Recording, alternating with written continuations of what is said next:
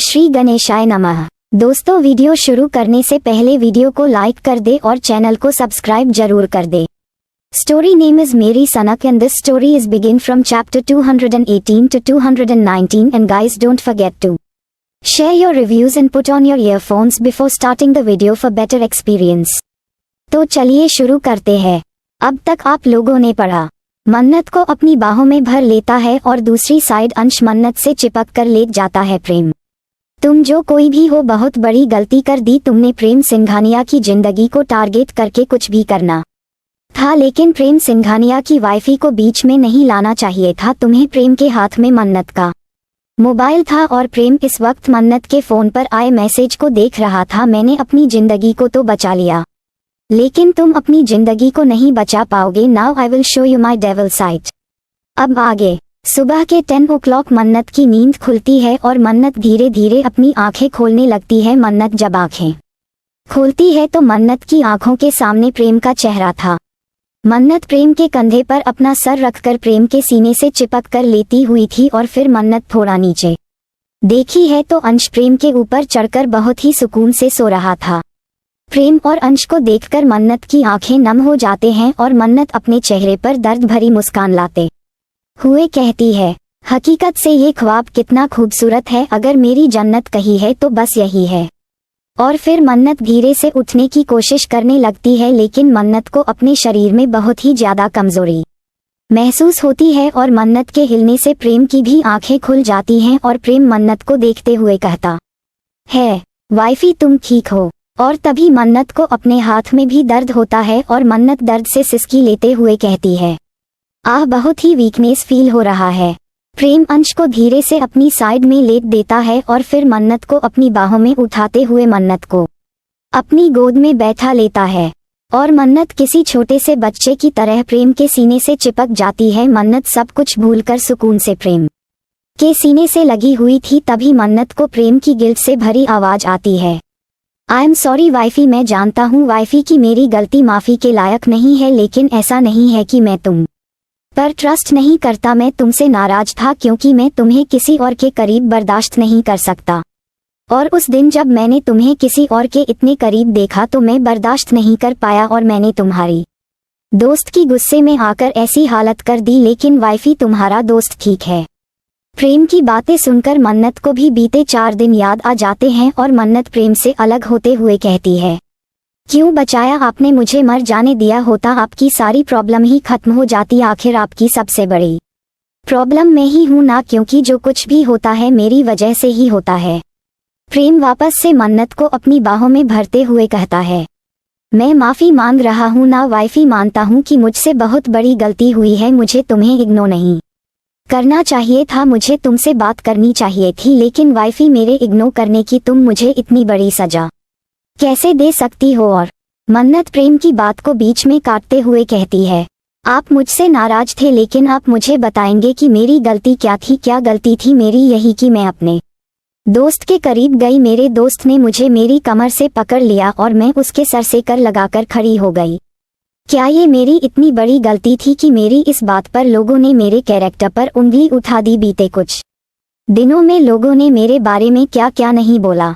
सभी लोगों ने मुझ पर ऐसे आरोप लगाए जैसे मैं अपने दोस्त के साथ खड़ी नहीं बल्कि उसके बिस्तर पर पहुंच गई थी। मन्नत की लास्ट की लाइन सुनकर प्रेम गुस्से में चिल्लाता है, वाइफी मन्नत चलाइए मत मिस्टर प्रेम सिंघानिया। चिल्लाना मुझे भी आता है, मैं आपको आपकी हर गलती के लिए आसानी से माफ कर देता हूँ। लोगों का इश्क उसकी ताकत होता है, लेकिन मेरा इश्क मेरी कमजोरी है। मैं दुनिया से लड़ सकती हूँ, लेकिन जब बारी आपकी आती है तो मैं कमजोर पड़ जाती हूँ, नहीं लड़ सकती आपसे। आप इश्क है मेरा। मैंने जब से इश्क का मतलब समझा है तब से आपसे इश्क किया है। आप मेरी पहली और आखिरी मोहब्बत है, आपके सिवाय ना कभी पहले इस दिल में कोई आया था और ना ही आगे कोई आएगा। मन्नत की बात सुनकर प्रेम मन्नत को अपने करीब करते हुए कुछ बोलने को होता है, लेकिन तभी मन्नत प्रेम की बात को बीच में काटते हुए कहती है, मेरी बात अभी खत्म नहीं हुई है मिस्टर प्रेम सिंघानिया। आप हर बार मेरी सेल्फ रिस्पेक्ट को टारगेट करते हैं, लेकिन अब बस हर बार में अपनी सेल्फ रिस्पेक्ट को बर्बाद होते हुए नहीं देख सकती। आपने कल रात मेरी जान बचाई, उसके लिए शुक्रिया, लेकिन अब ये लड़ाई मेरी है और अपनी सेल्फ रिस्पेक्ट की लड़ाई में खुद लड़ूंगी और उम्मीद करूंगी कि आप मेरी लड़ाई के बीच में ना आए और ना ही अपनी रोक टोक मुझ पर लगे। इतना बोलकर मन्नत प्रेम से अलग होती है और धीरे धीरे बिस्तर से उठने लगती है। मन्नत को बहुत ही ज्यादा कमजोरी फील हो रही थी और मन्नत को बिस्तर से उठने के साथ ही हल्के हल्के चक्कर भी आने लगते हैं। मन्नत अपना सर पकड़ लेती है। मन्नत को परेशान देखकर प्रेम मन्नत के पास आने को होता है, लेकिन तभी मन्नत अपना हाथ दिखाकर प्रेम को रोक देती है। मन्नत का इस तरह से हाथ दिखाकर प्रेम को अपने करीब आने से रोक देना प्रेम के गुस्से को हवा दे जाता है। प्रेम मन्नत के इस हाथ को पकड़कर उसे अपने करीब करता है और मन्नत को अपनी बाहों में उठा लेता है। प्रेम, तुम्हें जो करना है करो वाइफी, लेकिन तुम अपने तुम्हारे करीब आने से नहीं रोक सकती। और दूसरी बात, तुम मुझे मिस्टर प्रेम सिंघानिया कहकर नहीं बुलाती, तुम मुझे पतिदेव का कर बुलाती हो, तो दोबारा से मुझे मेरे नाम से मत बुलाना। और अब आखिरी बात कान खोलकर सुन लो अच्छे से। कल रात जो तुमने गलती करी थी उसे दोबारा मत दोहराना। गलती से भी अपने आप को चोट पहुंचाने की गलती कभी मत करना। प्रेम अभी तक बहुत ही कड़क आवाज में बोल रहा था, लेकिन आगे की लाइन बोलते हुए प्रेम की आवाज बहुत ही नर्म हो जाती है। I love you so much wifey, I can't live without you, you are my life, my heart, my breath, my everything। दोबारा ऐसा कभी मत करना वाइफी। मन्नत गुस्से से अपना चेहरा दूसरी तरफ फिरते हुए कहती है, मुझे नीचे उतारिए, मुझे वॉशरूम जाना है। प्रेम बिना कुछ कहे मन्नत को वॉशरूम लेकर चला जाता है।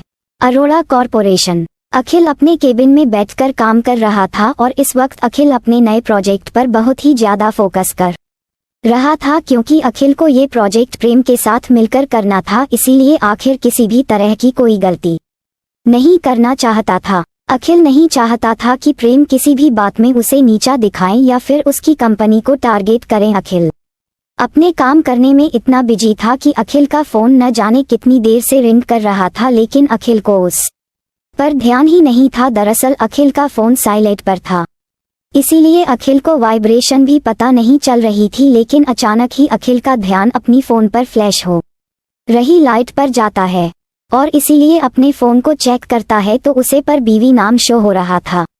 अखिल जल्दी से फोन उठाने को होता है, लेकिन उससे पहले ही फोन कट जाता है तो अखिल अपनी तरफ से फोन मिलता है, जिसकी एक रिंग में ही आरती फोन उठा लेती है और तभी अखिल को फोन पर आरती की दर्द से भरी आवाज सुनाई देती है। आरती दर्द में तड़पते हुए कहती है, अखिल तुम कहाँ हो, प्लीज जल्दी से आ जाओ, मुझे बहुत दर्द हो रहा है, मुझसे बर्दाश्त नहीं हो रहा, प्लीज अखिल जल्दी आ जाओ, प्लीज जल्दी आ जाओ।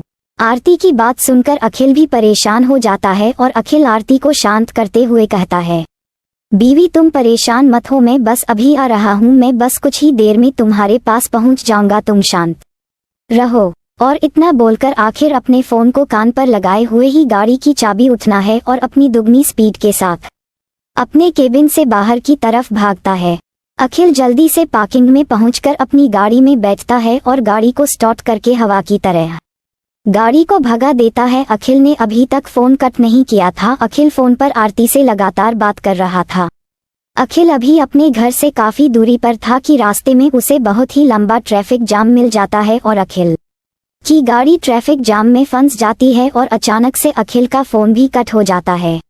और अब अखिल को ट्रैफिक पर बहुत ही ज्यादा गुस्सा आने लगता है। एक तरफ अकेले आरती के लिए बहुत ही ज्यादा परेशान था और दूसरी तरफ आखिर ट्रैफिक में फंसने की वजह से बहुत ही ज्यादा फ्रस्ट्रेटेड हो रहा था। अखिल को इस वक्त बहुत ही ज्यादा गुस्सा आ रहा था और अब अखिल से बर्दाश्त नहीं होता। अखिल अपनी गाड़ी से बाहर निकलता है और पैदल ही गाड़ियों के ऊपर से चलते हुए जाने लगता है, जिस वजह से ट्रैफिक में खड़े और लोग भी गुस्से से अखिल पर चिल्लाने लगते हैं, लेकिन अखिल बिना किसी पर ध्यान दिए गाड़ियों के ऊपर से चढ़ते हुए भाग रहा था और जल्द ही अखिल ट्रैफिक को पार करते हुए एंड पॉइंट पर पहुंच जाता है। अखिल एक गाड़ी वाले को गाड़ी से बाहर निकालकर उसे अपना कार्ड देते हुए कहता है, अपनी गाड़ी की फिक्र मत करो, इस एड्रेस पर आ जाना, तुम्हें तुम्हारी गाड़ी मिल जाएगी। लड़का जिसकी स्पोर्ट्स कार आखिर उसकी आंखों के सामने से लेकर चला गया था, अखिल ने उसे लड़के से उसकी कार गन पॉइंट पर मांगी थी और बाद में अपना कार्ड पकड़ा दिया था। लड़का हैरानी से खड़ा अपनी कार को अपनी आंखों के सामने से जाता हुआ देख रहा था और अब लड़का उसे कार्ड को देखने लगता है। उस कार्ड पर अखिल अरोड़ा का नाम देखकर उसे लड़के की आंखें हैरानी से बड़ी हो जाती हैं। क्योंकि उसके हाथ में इस वक्त एशिया के नंबर 2 बिजनेसमैन का कार्ड था। दूसरी तरफ अखिल अपने घर पहुंचता है तो सारे सर्वेंट नीचे हॉल में ही बैठे हुए थे, कुछ काम कर रहे थे तो कुछ आपस में बातें कर रहे थे और सभी को देखकर अखिल को बहुत गुस्सा आता है, लेकिन अखिल अभी उनसे कुछ नहीं कहता। अखिल सीधा भागकर अपने कमरे में जाता है और जैसे ही अखिल दरवाजा खोलकर कमरे के अंदर जाता है तो अखिल की आंखें हैरानी से फटी की फटी रह जाती हैं। आरती अपने पेट को पकड़कर दर्द से तड़प रही थी और बहुत ही गहरी गहरी सांस ले रही थी। आरती को देखकर ऐसा लग रहा था जैसे आरती को सांस लेने में बहुत ही ज्यादा तकलीफ हो रही थी और उसके पेट में बहुत ही ज्यादा दर्द हो रहा था। और जैसे ही आरती की नजर अखिल पर जाती है तो आरती अपना हाथ ऊपर उठकर दर्द से अखिल का नाम लेते हुए कहती है, अखिल अखिल हमारा बच्चा, अखिल हमारे बच्चे को बचा लो अखिल। अखिल जल्दी से आरती के पास आता है और आरती को अपने सीने से लगाते हुए कहता है, रिलैक्स बीवी रिलैक्स, कुछ नहीं होगा हमारे बच्चे को, मैं हूं ना, मुझ पर भरोसा रखो, मैं हमारे बच्चे को कुछ नहीं होने दूंगा, हम अभी हॉस्पिटल जा रहे हैं। इतना बोलकर अखिल जल्दी से आरती को अपनी गोद में उठता है और घर से बाहर की तरफ भागता है। जैसे ही अखिल आरती को लेकर हाल से गुजरते हुए घर से बाहर जाता है तो सारे सर्वेंट भी आरती की हालत देखकर डर जाते हैं और अब उन्हें खुद के लिए भी डर लग रहा था, क्योंकि सभी सर्वेंट जानते थे कि अब उनके मालिक उनको बहुत ही भयानक सजा देने वाला है। अखिल आरती को गाड़ी में बैठता है और उसे लेकर अस्पताल के लिए निकल जाता है। कुछ ही देर में अखिल आरती को लेकर अस्पताल पहुंच जाता है। दूसरी तरफ मन्नत दवाई खाकर आराम से सो रही थी और अंश वंश के साथ खेलने में बिजी था और प्रेम मन्नत के पास ही बैठकर अपने लैपटॉप पर काम कर रहा था। थोड़ी देर तक काम करने के बाद प्रेम अपनी गर्दन को लेफ्ट और राइट करते हुए अपने कंधों को थोड़ा मूव करता है और फिर एक नज़र मन्नत को देखा है जो कि आराम से दवाई की असर में सो रही थी। प्रेम अपना फोन उठाता है और बालकनी में आ जाता है। प्रेम किसी का नंबर डायल करते हुए अपने फोन पर लगा लेता है तो सामने से जियान की आवाज आती है, हेलो सर। जियान की आवाज सुनकर प्रेम एक बार अपना फोन चेक करते हुए वापस से अपने कान पर लगता है और अपनी सर्द आवाज में कहता है, विजय का फोन तुम्हारे पास क्या कर रहा है, विजय कहाँ है? जियान, सर विजय सर तो इस वक्त उस आदमी को टॉर्चर कर रहे हैं जिसे न्यूज चैनल पर मैडम के खिलाफ उल्टा सीधा बोला था। प्रेम, मेरी बात कराओ विजय से।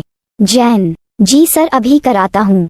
दूसरी तरफ विजय का टॉर्चर रूम। विजय एक आदमी को बड़ी ही बेरहमी से टॉर्चर कर रहा था। विजय ने उसे आदमी के हाथों के नाखूनों को खींचकर निकाल दिया था और अब विजय एक एक करके उसे आदमी की उंगलियां काट रहा था और वो आदमी दर्द से तड़पते हुए विजय से रहम की भीख मांग रहा था। आदमी दर्द से तड़पते हुए कहता है, माफ कर दीजिए साहब, गलती हो गई, मैं शराब के नशे में था इसलिए कुछ भी बोल गया, मुझे माफ कर दीजिए साहब, आज के बाद कभी शराब नहीं पीऊंगा और किसी के बारे में कुछ नहीं बोलूंगा।